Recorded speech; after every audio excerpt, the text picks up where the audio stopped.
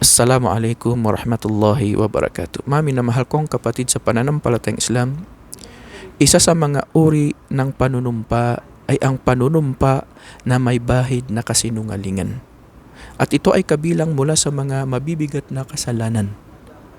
At mas higit na matindi ang parusa ng kasalanang ito kapag ito ay gagamitin sa pag-angkin ng karapatan o ari-arian ng iba. Sa isang mapapanaligang hadith na iniulat ni Imam Muslim, sinabi ng ating mahal na propeta Muhammad sallallahu alaihi wasallam, "Man qatata'a haqqa imri'in muslimin biyaminih faqad awjaballahu lahu an-nar."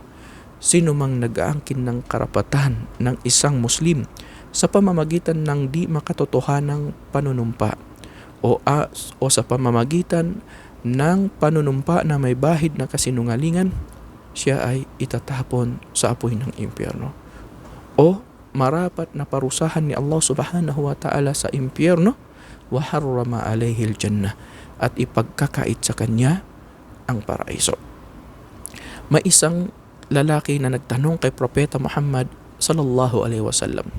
Sinabi niya, "O sugo niya Allah, kahit ba ito ay maliit na bagay lamang," sinabi ng ating mahal na propeta Muhammad sallallahu alaihi wasallam, "maging ito ay pinakamaliit na sanga ng isang halaman." Sinabi ni Allah subhanahu wa ta'ala, "Wala ta'kulu amwalakum bainakum bil batil."